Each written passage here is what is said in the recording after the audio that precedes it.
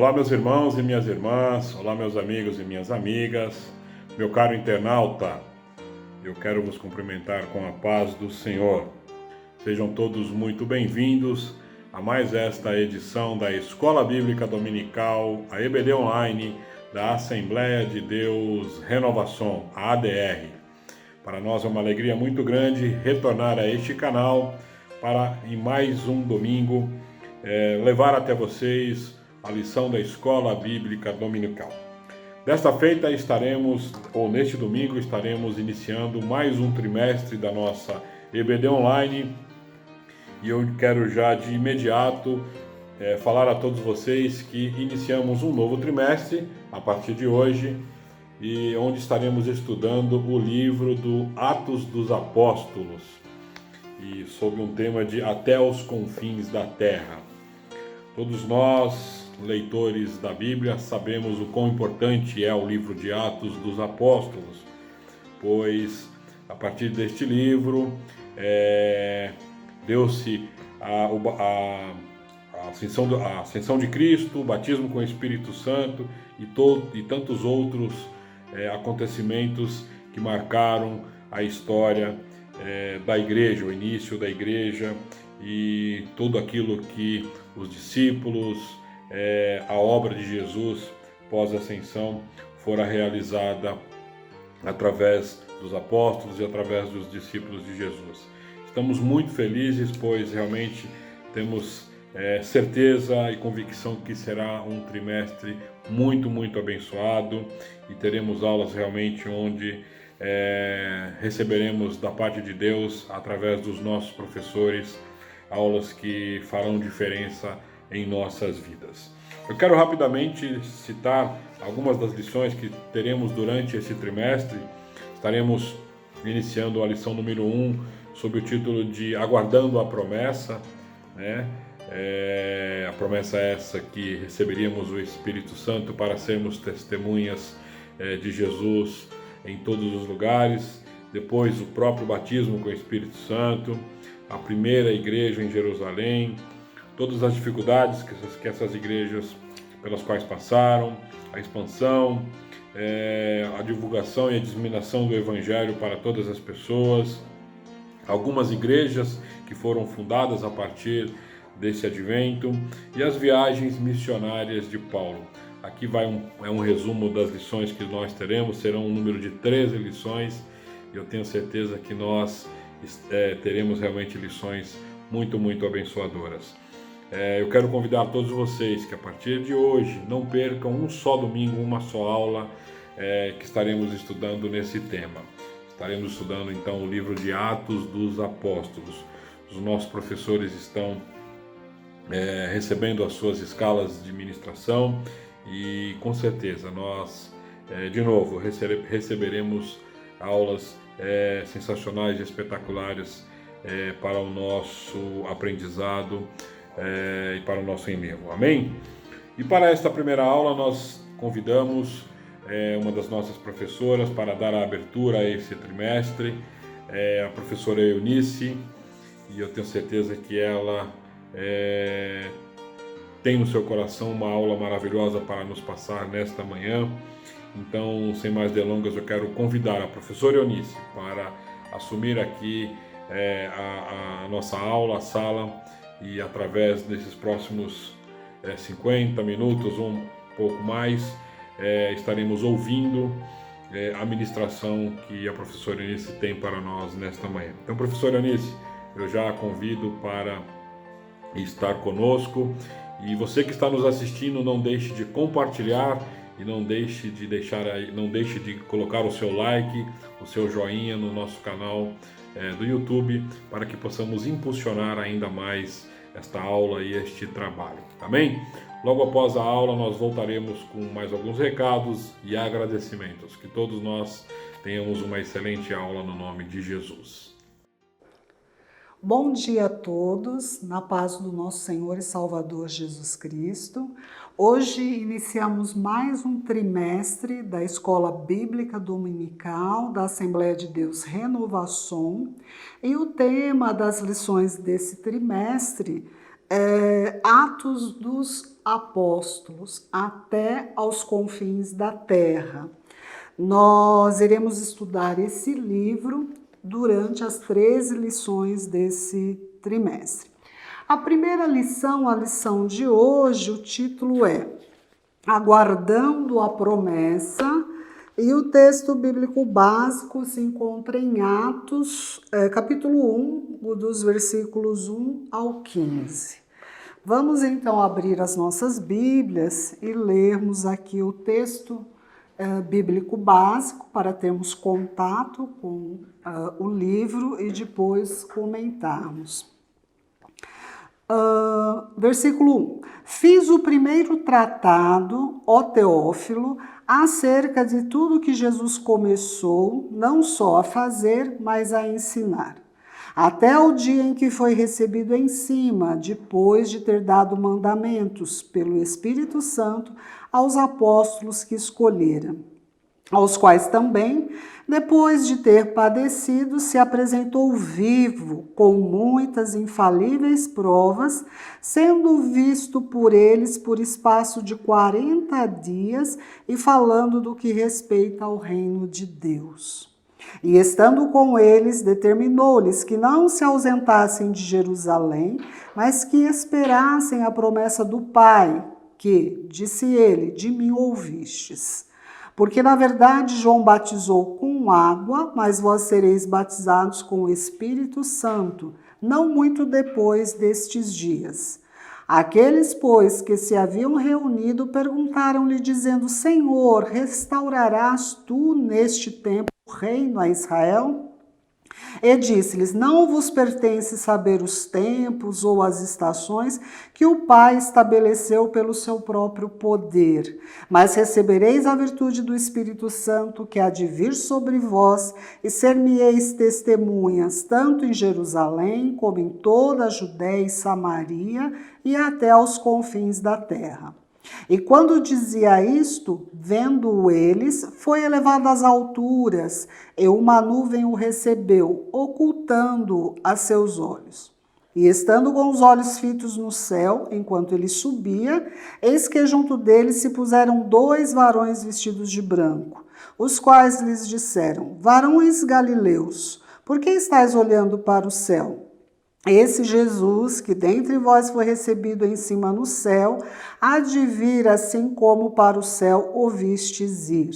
Então voltaram para Jerusalém, do monte chamado das Oliveiras, o qual está perto de Jerusalém, à distância do caminho de um sábado. E entrando, subiram ao cenáculo, onde habitavam Pedro e Tiago, João e André, Filipe e Tomé, Bartolomeu e Mateus, Tiago, filho de Alfeu, Simão o Zelote e Judas, filho de Tiago. Todos estes perseveravam unanimemente em oração e súplicas com as mulheres, em Maria, mãe de Jesus, e com os seus irmãos. Bem, no primeiro versículo, aqui a gente vê que o autor faz essa introdução dizendo, fiz o primeiro tratado, ó Teófilo, acerca de tudo que Jesus começou não só a fazer, mas a ensinar. Que primeiro tratado seria esse? Um tratado anterior a esse tratado de Atos dos Apóstolos. Em Lucas, logo no início de Lucas aqui, no capítulo, vamos olhar aqui, no capítulo 3, se não me engano, não, me desculpem, no versículo 3 do capítulo 1 de Lucas, está assim, pareceu-me também a mim conveniente descrevê-los a ti, ó excelentíssimo Teófilo, por sua ordem, havendo-me já informado minuciosamente de tudo desde o princípio. O Evangelho de Lucas, então, na sua introdução, Lucas diz que ele fez, chama aqui Teófilo de excelentíssimo, né? E por sua ordem, né, pareceu-me a mim conveniente descrevê-los a ti por sua ordem, né? Então, Lucas, ele é o autor do Evangelho de Lucas e de Atos dos Apóstolos. Há quase que um consenso, uma unanimidade nisso. Pois bem, quem seria esse Teófilo, né? Teófilo, o nome Teófilo quer dizer amigo de Deus, né? Do grego theos, né? E philos, que tem a ver com amizade. Teófilo, amigo de Deus. Não temos mais muitas informações sobre quem seria esse homem, mas provavelmente talvez algum oficial do governo romano que teria se convertido ao cristianismo e se tornado amigo de Lucas e também amigo de Paulo, de quem Lucas será companheiro em viagens, na evangelização, na expansão do evangelho para os gentios. Bem, além dessa indicação aqui que nós temos, que tanto o Evangelho de Lucas como o livro dos Atos dos Apóstolos foi endereçado à mesma pessoa, ao Teófilo, amigo de Deus, nós temos algumas evidências internas no livro de Atos que ajudam a corroborar isso. Em Atos capítulo 16, versículos de 10 a 17, vou ler para vocês. E logo depois desta visão, procuramos partir para a Macedônia. Olha só, o autor diz assim: procuramos partir para a Macedônia, concluindo que o Senhor nos chamava para lhes anunciarmos o Evangelho. E navegando de Troade, fomos correndo em caminho direto a Samotrácia e no dia seguinte a Neápolis, e dali para Filipos, que é a primeira cidade desta parte da Macedônia, e é uma colônia, e estivemos alguns dias nesta cidade. Então, no livro de Atos, em várias ocasiões, aqui no capítulo 16, depois no capítulo 20, depois no capítulo 21, nós vamos ver o autor do livro se colocando junto com Paulo nas viagens e na pregação do Evangelho. Bem, e Paulo, quando escreve as suas cartas, lá em Colossenses, capítulo 4, vamos ler rapidamente aqui, Colossenses, capítulo 4, versículo 14, Paulo diz assim aos Colossenses: saúda-vos Lucas, um médico amado, e Demas. Então, ele está saudando a igreja, está dizendo que Lucas, que está junto com ele, o médico amado, também manda a sua saudação à igreja de Colossos. Segundo ao Timóteo 15:11, também Paulo vai fazer referência a Lucas como um companheiro dele. A carta de Paulo a Filemon, no versículo 24, também vai fazer referência. Então, por todas essas evidências, é que a maioria, quase a unanimidade dos estudiosos, conclui que Lucas realmente é o autor de Atos dos Apóstolos. E além disso, nós temos algumas evidências externas, algumas evidências extra-bíblicas que comprovam isso, como um dos pais da igreja, em cerca de 180 depois de Cristo, Irineu, ele cita nos seus escritos Lucas como autor do Evangelho de Lucas e de Atos dos Apóstolos. Pois bem, qual que é a data do livro? Quando teria sido escrito o livro de Atos? Bem, é mais provável que ele tenha sido escrito por volta do ano 60 ao ano 62, quando Paulo esteve preso em Roma. Porém, há alguns autores modernos que colocam o Evangelho de Marcos por volta de 70 depois de Cristo, né? E os outros escritos, o próprio Evangelho de Lucas, o livro de Atos, outros livros, após 70 depois de Cristo. Mas isso fica meio complicado a gente concordar com esses autores modernos, porque o livro de Atos não menciona a morte de Paulo, não menciona a morte de Tiago, a morte de Pedro, e a morte desses apóstolos teria acontecido no governo, no império de Nero, que foi de 54 a 68 depois de Cristo. Então, talvez a hipótese mais plausível seja essa, que o livro foi escrito entre 60 e 62 depois de Cristo. Qual teria sido o lugar onde Lucas teria escrito? Em Roma, Antioquia, Éfeso? Muito difícil. Não temos como afirmar onde o livro foi escrito. Mas indo agora para o conteúdo, né, do livro de Atos, o objetivo, para quem Lucas teria escrito? Era para Teófilo, mas visando atingir que público? Visando atingir o mundo greco-romano da época, né? Isso fica muito claro porque em Mateus a gente vê a genealogia de Jesus, né?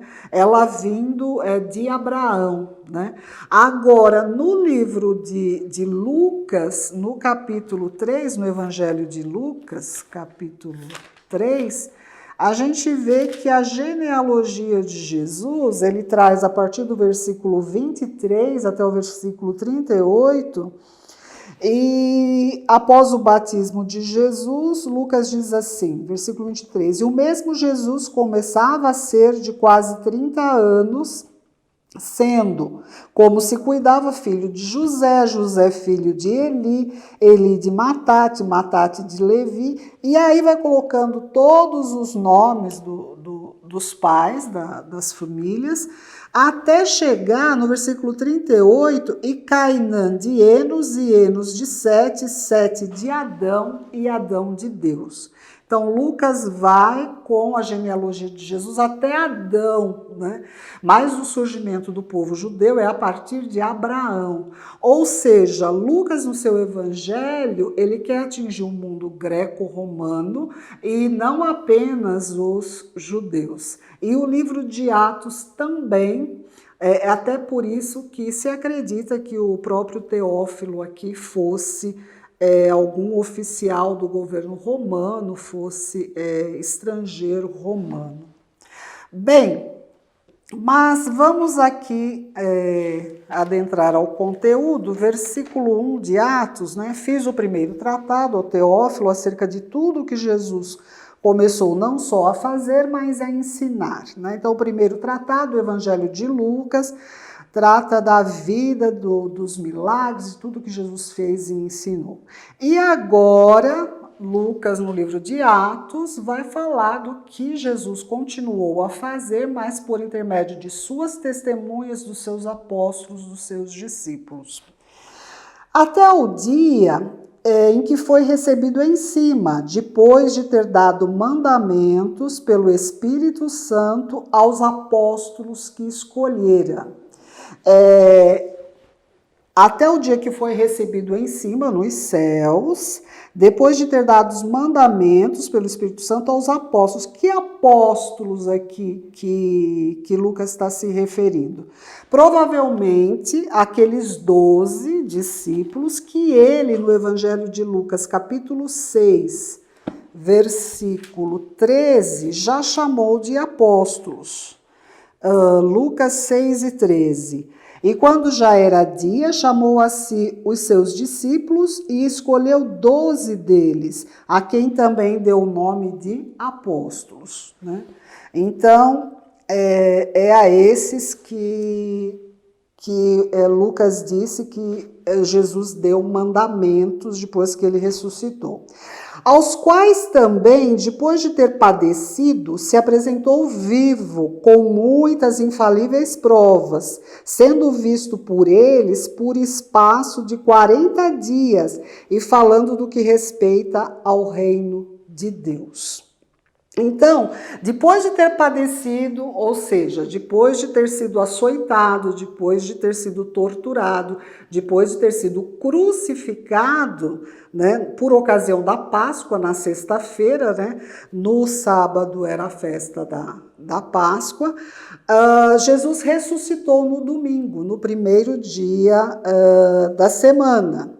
E ele, né, depois de ter padecido, se apresentou vivo, ou seja, ressuscitou com muitas infalíveis provas. Então a gente vê que o próprio Lucas, né, aqui eu vou abrir um parênteses para dizer que o Evangelho de Lucas e o livro de Atos, alguns estudiosos dizem que até o segundo século da nossa era, eles circulavam juntos, né, como um livro só, e que depois que teria sido feita a divisão. E aqui no capítulo 24 de Lucas, a gente tem, a partir do versículo 36, Jesus aparecendo aos 12, né? Que na verdade aqui eram 11, né? Porque Judas havia se suicidado, havia traído Jesus e se suicidado.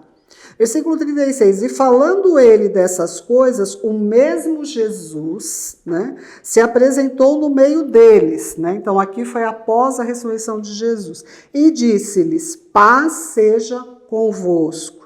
E eles, espantados e atemorizados, pensavam que viam algum espírito. E ele lhes disse, por que estáis perturbados e por que sobem tais pensamentos ao vosso coração? Vede as minhas mãos e os meus pés, que sou eu mesmo. Tocai-me e vede, pois um espírito não tem carne nem ossos, como vedes que eu tenho. E dizendo isso, mostrou-lhe as mãos e os pés. E não o crendo eles ainda por causa da alegria, estando maravilhados, disse-lhes, tendes aqui alguma coisa para comer? Então eles apresentaram-lhe parte de um peixe assado e um favo de mel. E o que ele tomou e comeu diante deles. Então vejam, Jesus, ele ressuscitou, né, ao terceiro dia. Lá em Atos, Lucas diz que Jesus ficou por 40 dias ainda dando instruções, se apresentando aos seus discípulos. E aqui, quando pensaram que estavam vendo um espírito, né, um fantasma, um anjo, Jesus disse, não, ó, eu tenho carne, tenho ossos, né? Olha aqui as minhas mãos, a marca dos pregos, olha os meus pés, né? E eles ainda espantados, e Jesus, tem alguma coisa para comer? Eu quero comer, e Jesus come com eles. Então Jesus ressuscita no mesmo corpo humano que Jesus tinha quando esteve aqui na terra, né? Então, apenas após os 40 dias que Jesus ficou aqui com os seus discípulos, dando-lhes instruções, quando ele ascende ao céu na ascensão, é que Jesus é glorificado e recebe aquele corpo que João viu na ilha de Pátimos, que a gente vai ler o novo corpo que Jesus recebeu quando glorificado depois da ascensão. Mas aqui fica bem claro que depois que Jesus ressuscita, ele ressuscita no mesmo corpo humano que ele tinha antes de morrer. Continuando aqui na narrativa, versículo 44, e disse-lhe, são estas as palavras que vos disse, estando ainda convosco. Convinha que se cumprisse tudo o que de mim estava escrito na lei de Moisés, e nos profetas, e nos salmos. Então abriu-lhes o entendimento para compreenderem as escrituras, e disse-lhes, assim está escrito, e assim convinha que o Cristo padecesse, e ao terceiro dia ressuscitasse dos mortos, e em seu nome se pregasse o arrependimento, a remissão dos pecados em todas as nações, começando por Jerusalém. E dessas coisas vós sois testemunhas, e eis que sobre vós envio a promessa de meu Pai. Ficai, pois, na cidade de Jerusalém, até que do alto sejais revestidos de poder. Então aqui, os discípulos, os apóstolos, eles eram testemunhas. Testemunhas da pregação de Jesus, testemunha da morte, agora testemunha da ressurreição. E Jesus diz que eles deveriam permanecer em Jerusalém até que fossem revestidos de poder. Os discípulos de Jesus da Galileia, da região da Galileia, mais ao norte de Israel, eles poderiam, né? Eles talvez tiveram essa vontade, essa tentação de voltarem para a Galileia, para as suas cidades natal, mas Jesus aqui dá uma incumbência: fiquem em Jerusalém, vou revesti-los de poder do Espírito Santo para vocês pregarem o meu evangelho. É interessante que o Tomé, né, que parece que não estava aqui nessa ocasião, mas o livro o Evangelho de João, no capítulo 20, né, Tomé é famoso, né, até na nossa cultura geral, né, as pessoas é sinônimo de incredulidade, né? Então, quando alguém está duvidando de alguma coisa, até mesmo os não evangélicos, né, fala, você está igual Tomé, tem que ver para crer, né? Em João 20, versículo 24, ora Tomé, um dos 12, chamado Dídimo, não estava com eles quando veio Jesus. Então, a primeira vez que Jesus esteve com eles, o Tomé não estava, né? Disseram-lhe, pois, os outros discípulos, vimos o Senhor, mas ele disse-lhes, se eu não ver o sinal dos cravos em suas mãos, e não puser o dedo no lugar dos cravos, e não puser a minha mão no seu lado, de maneira nenhuma eu crerei. Do lado é onde teria sido colocada a lança, né, em Jesus. Versículo 26, e 8 dias depois estavam outra vez os seus discípulos dentro, e com eles Tomé. Chegou Jesus, estando as portas fechadas, e apresentou-se no meio e disse, paz seja convosco. Né? Até algumas pessoas falam, não, Jesus já estava glorificado aqui depois que ele ressuscita, porque as portas estavam fechadas, mas ele apareceu. Bem, antes da sua morte, Jesus andou sobre o mar, Jesus ressuscitou a Lázaro, curou muitos enfermos, então ele operou muitas maravilhas, né? Depois de ressuscitado, mesmo no corpo humano que ele tinha antes da sua morte, para ele não era difícil, né, entrar num lugar que estivesse com portas fechadas. 27, depois disse a Tomé, põe aqui o teu dedo e vê as minhas mãos. Chega a tua mão e põe no meu lado, não sejas incrédulo, mas crente. Aí Tomé respondeu e disse, Senhor meu e Deus meu, disse-lhe Jesus, porque me viste, Tomé, creste? Bem-aventurados que não viram e creram. Né? Então, voltando lá para Atos, né? Lucas colocou aqui, então, no versículo 3, aos quais também, depois de ter padecido, se apresentou vivo com muitas infalíveis provas, sendo visto por eles, né, por espaço de 40 dias e falando do que respeita ao reino de Deus. E estando com eles, determinou que não se ausentasse de Jerusalém, mas que esperassem a promessa do Pai, que de mim ouvistes. Nós já lemos aqui a promessa, né? Porque, na verdade, João batizou com água, mas vós sereis batizados com o Espírito Santo não muito depois destes dias. Bem, aí depois, lá no versículo 9, quando dizia isto, vendo eles, foi elevado às alturas, e uma nuvem o recebeu, ocultando a seus olhos. Então, depois desses 40 dias, Jesus ascendeu ao céu, e quando João está lá na ilha de Pátimos, né, ele tem uma visão do Cristo glorificado, em Apocalipse capítulo 1, versículos de 9 a 20, vamos ler apenas alguns. Apocalipse 1 e 9. Vejam como é a imagem do Cristo glorificado. Eu, João, que também sou vosso irmão e companheiro na aflição e no reino e na paciência de Jesus Cristo, estava na ilha chamada Pátimos, por causa da palavra de Deus e pelo testemunho de Jesus Cristo. E fui arrebatado em espírito no dia do Senhor e ouvi detrás de mim uma grande voz, como de trombeta, que dizia: o que vês, escreve-o num livro e envia-o às 7 igrejas que estão na Ásia: Éfeso, Esmirna, Pérgamo, Tiatira, Sardes, Filadélfia e Laodiceia. E virei-me para ver quem falava comigo, e virando-me vi 7 castiçais de ouro, e no meio dos 7 castiçais um semelhante ao Filho do Homem, vestido até aos pés de uma veste comprida e cingido pelo peito com um cinto de ouro. E a sua cabeça e cabelos eram brancos como lã branca, como a neve, e os olhos como chama de fogo.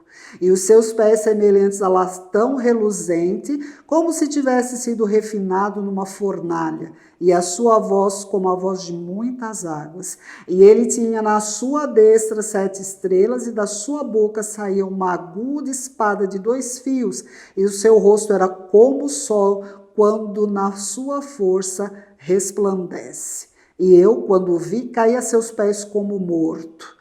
E ele pôs sobre mim a sua destra, dizendo-me: não temas, eu sou o primeiro e o último. Bem, então, feito essa colocação aqui acerca de Jesus, né, que ficou, depois da sua ressurreição, 40 dias dando instruções aos seus apóstolos, né?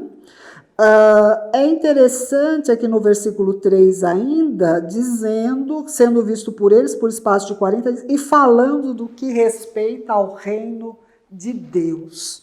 Bem, reino de Deus, reino dos céus, é um tema, talvez o principal dos evangelhos. E o que vem a ser o reino de Deus ou o reino dos céus? Primeiro, por que Mateus, no evangelho de Mateus, se fala reino dos céus e nos outros evangelhos se fala reino de Deus?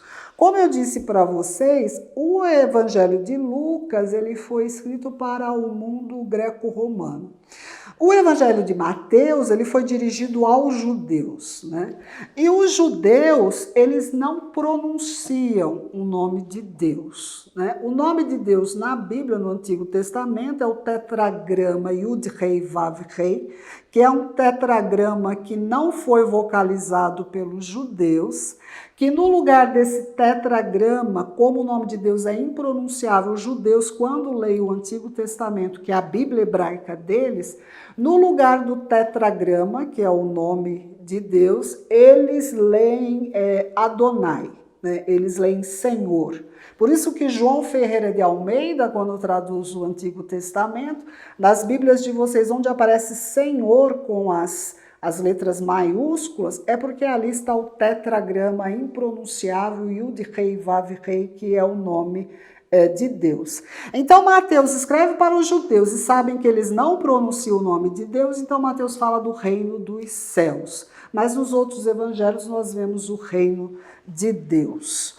Bem, nessa quarentena, eu tenho um professor de Israel, que eu acompanho ele já há uns 12, 13 anos, ele vinha anualmente ao Brasil, o professor doutor Ariel Fingerman, e ele sempre ministrava cursos durante as suas férias aqui no Brasil. Esse ano, com a pandemia, ele não pôde vir ao Brasil, então ele começou a dar cursos, né, pela internet lá de Israel toda semana para nós.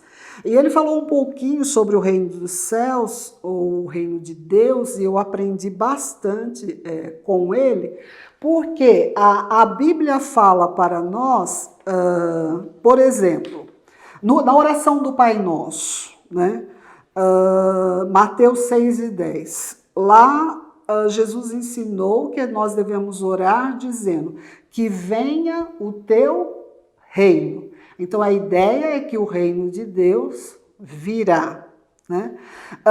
Na ceia, Marcos capítulo 14, versículo 25, na última ceia ali com os seus discípulos, Jesus fala: hei de beber de novo, né, aquele cálice que ele estava bebendo, no reino de Deus, né? Em Mateus 4,17, Jesus ele pregava: arrependei-vos porque está próximo o reino de Deus. Então ele ensina a orar, que a gente peça: venha o teu reino. Ele pregava que estava próximo o reino dos céus, mas ele diz lá na ceia que hei de beber de novo no reino de Deus, né? E em Lucas 17, versículos 20 e 21, ele disse assim: certa vez, tendo sido interrogado pelos fariseus sobre quando viria o reino de Deus, Jesus respondeu: o reino de Deus não vem de modo visível, nem se dirá aqui está ele, ou lá está, porque o reino de Deus está entre vocês. Mas se nós buscarmos uma definição do reino de Deus, a gente tem alguns historiadores, como o Meyer e o Sanders, que o Ariel usou aqui na pesquisa dele, e eles trouxeram algumas definições do que seria o reino dos céus ou o reino de Deus. Não se deve entender como uma destruição catastrófica ou completo fim da história humana. Por outro lado, é o fim do presente estado de coisas e o começo de uma nova e permanente sociedade. Outra definição: Deus reina no céu, onde existe eternamente. Ele escolheu deixar a história humana acontecer com relativa pouca interferência. Mas Deus irá governar o mundo diretamente, como seu rei, de forma perfeita. As nações arrependidas e desculpadas irão experimentar a paz e a alegria completas que Deus intencionava desde o início. Né? Então, há a perspectiva dentre os estudiosos, né, que vai chegar um tempo que Deus irá governar diretamente, né, o mundo, mas por enquanto Jesus nos ensinou que venha o teu reino, mas por outro lado disse: o reino de Deus já está entre vocês. Então, como entender isso? O reino está entre nós, o reino está próximo, o reino virá num futuro mais distante. Na mentalidade judaica, isso não tem problema nenhum. O que para nós é contradição, para eles tudo existe ali junto e misturado e é assim mesmo. O reino de Deus chegou, está entre nós, o reino de Deus está próximo e o reino de Deus ainda virá. Aí o professor Ariel Fingerman, ele trouxe uma história que está no Talmud da Babilônia. O Talmud é a tradição escrita. Os judeus, eles acreditam que quando Moisés recebeu os mandamentos lá no Sinai, ele recebeu também mandamentos orais, né? Moisés escreveu alguma coisa, mas muita coisa Deus passou para ele, e isso, através da transmissão oral, foi sendo passado pelos judeus, né? De gerações em gerações. Sendo que o Talmud foi o momento onde eles escreveram essa tradição oral, que é uma explicação, uma interpretação da tradição escrita que está contida na Torá, no Pentateuco, nos primeiros livros da Bíblia. E o Talmud da Babilônia, eles escreveram dois, um em Jerusalém e outro na Babilônia. No Sanedrim 98a, tem uma historinha lá sobre o Messias nos portões de Roma. O rabino Yoshua ben Levi encontrou o profeta Elias. Ele perguntou a Elias: quando virá o Messias? Aí Elias respondeu: pergunte você mesmo a ele. Aí o rabino respondeu: onde ele está? Elias: no portão. E como poderei conhecê-lo? Aí Elias: ele está sentado junto com os leprosos pobres.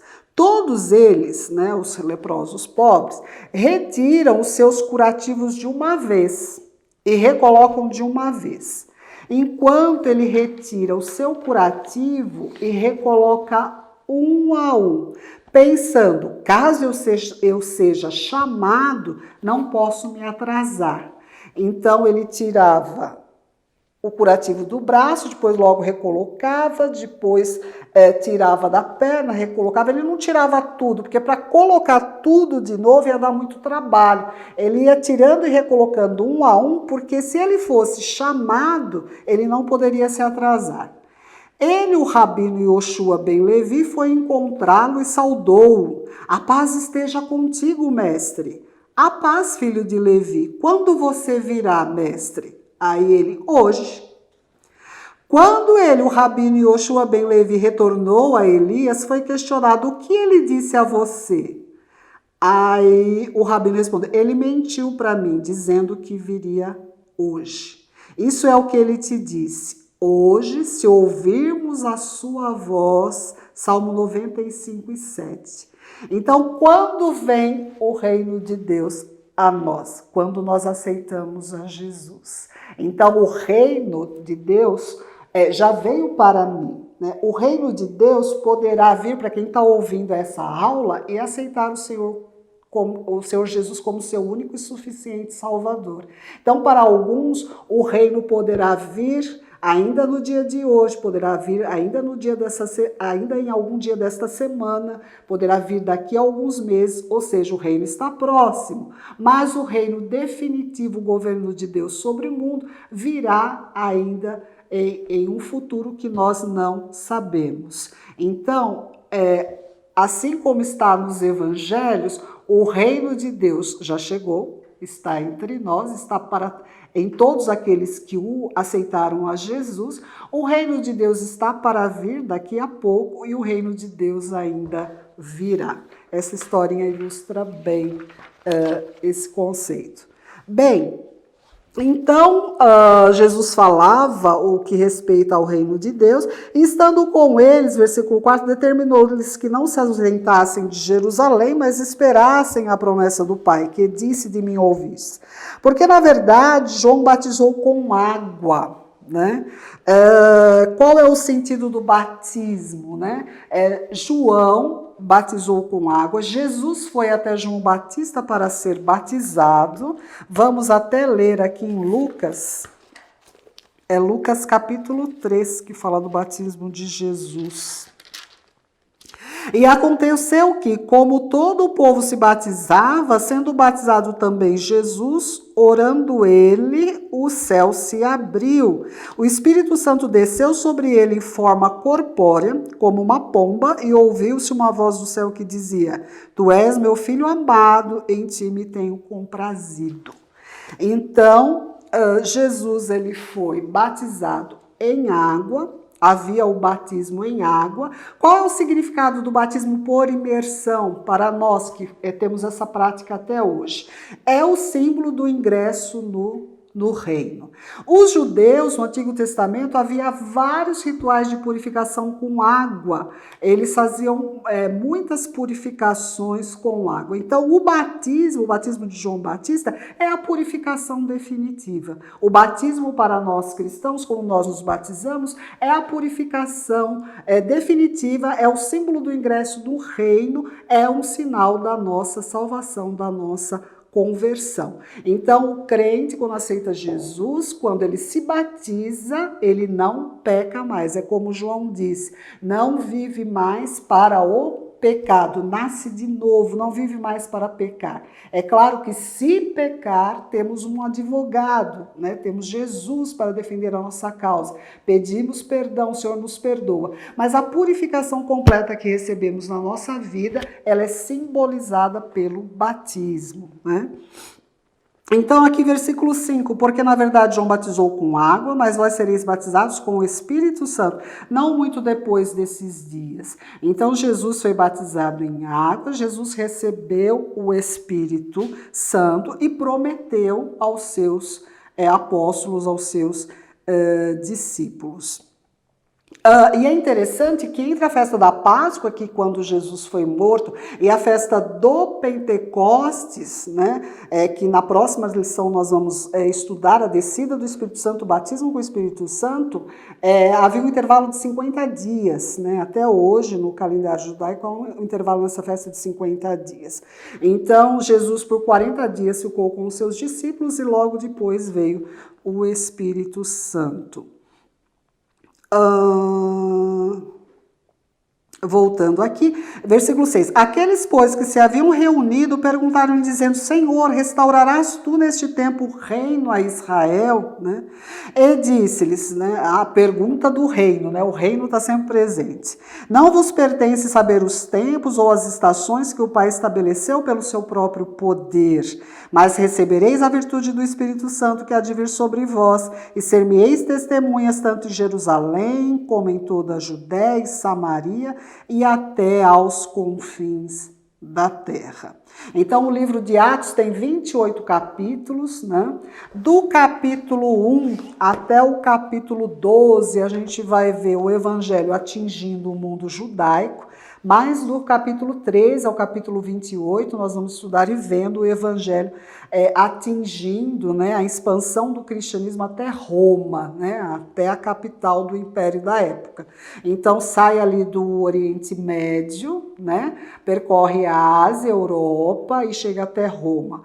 Paulo queria chegar até a Espanha, mas ele não conseguiu. Então esse era um mundo conhecido da época, né? Norte da África, Oriente Médio, uma parte da Ásia e Europa, né? As Américas, né? Paulo nem imaginava, porque o Brasil foi descoberto em 1500, né? Então o mundo era aquela região ali. E quando dizia isto, versículo 9, vendo eles, foi elevado às alturas, uma nuvem o recebeu, ocultando a seus olhos. E estando com os olhos fitos no céu, enquanto ele subia, eis que junto dele se puseram 2 varões vestidos de branco, os quais lhes disseram, varões galileus, porque estáis olhando para o céu, esse Jesus, que dentre vós foi recebido em cima no céu, há de vir, assim como para o céu o vistes ir. Então está falando da segunda volta de nosso Senhor e Salvador Jesus Cristo. Então voltaram para Jerusalém, do monte chamado das Oliveiras, o qual está perto de Jerusalém, a distância do caminho de um sábado. Então a ascensão de Jesus ao céu ocorreu no Monte das Oliveiras. E entrando subiram ao cenáculo, onde habitavam Pedro, Tiago, João e André, Filipe, Tomé, Bartolomeu, Mateus, Tiago, filho de Alfeu, Simão o Zelote e Judas, filho de Tiago. E todos estes perseveraram unanimemente em oração e súplicas com as mulheres e Maria, mãe de Jesus, com seus irmãos. Então, o reino de Deus já chegou, o reino de Deus está próximo, o reino de Deus ainda virá com o governo de Deus, de Jesus, sobre todo o mundo. E nós ficamos aqui com esta primeira lição e com essa advertência tão importante: perseverar unanimemente em oração. Então, perseveremos em oração, busquemos a unção do Espírito Santo, sermemos testemunhas até aquele grande dia onde tudo irá passar, onde todas as tribulações, dificuldades dessa vida passarão e o nosso Senhor Jesus Cristo reinará por todo o universo e nós reinaremos com Ele. Que Deus vos abençoe, um bom dia a todos, na paz do nosso Senhor e Salvador Jesus Cristo. Amém, glórias a Deus. Que maravilha, que bênção, que aula maravilhosa que acabamos de ouvir. Graças a Deus e glórias a Deus pela sua vida, professor Eunice, que Deus continue te abençoando, te dando capacidade, graça e unção para ministrar aos nossos corações aulas como a que acabamos de ouvir. Meus queridos, eu quero agradecer a todos pela audiência e mais uma vez pedir que você compartilhe com seus familiares, com seus amigos esta aula, todo o nosso conteúdo da Escola Bíblica Dominical. Você poderá acessar todas as nossas aulas na nossa playlist, no canal da Assembleia de Deus Renovação. Quero agradecer ao pastor Paulo por mais este trimestre que se inicia, pela sua liderança, pela sua confiança e por tudo aquilo que Ele tem nos orientado na feitura deste trabalho, do trabalho da Escola Bíblica Dominical. Agradecer a cada professor também que não tem medido esforços para levar até nós, até vocês, todos os domingos, a aula da Escola Bíblica Dominical. Convocar também a todos que assistam às aulas das nossas crianças. Os pais, por favor, incentive as nossas crianças a estarem assistindo às aulas aos sábados, aos jovens, aos adolescentes. Todos eles estarão iniciando esse novo trimestre e eu tenho certeza que será um trimestre realmente abençoador e seremos abençoados de uma forma maravilhosa e especial através da ministração. Amém? Eu quero orar com vocês, pedindo a Deus uma bênção a cada um de vocês que nos ouvem e nos assistem nesse momento. Oremos. Senhor Deus e Pai, graças te damos pela tua graça e a tua bênção em nossas vidas. Agradecemos, ó Deus, pelo dom da vida que o Senhor tem nos dado e pela oportunidade, ó Deus, de participarmos de mais uma aula na Escola Bíblica Dominical. Te pedimos a tua bênção à professora Eunice e a sua família, ao nosso pastor, a todos os nossos colegas e amigos da Assembleia de Deus Renovação, ó Pai. Ser com cada um dos teus filhos, abençoando-os em tudo, ó Pai. Nós te pedimos e agradecemos, pois oramos no nome de Jesus. Amém. Amém, queridos. Muito obrigado pela audiência de cada um de vocês. Sigam os nossos canais, as nossas mídias sociais. Compartilhe os nossos conteúdos. Esteja conosco durante os nossos cultos presenciais, os nossos cultos online. E você será abençoado de uma forma poderosa. Amém? Essa é a sua Assembleia de Deus Renovação, a ADR na Visão 2020. Tenhamos todos uma excelente semana, um excelente domingo, no nome de Jesus. Amém.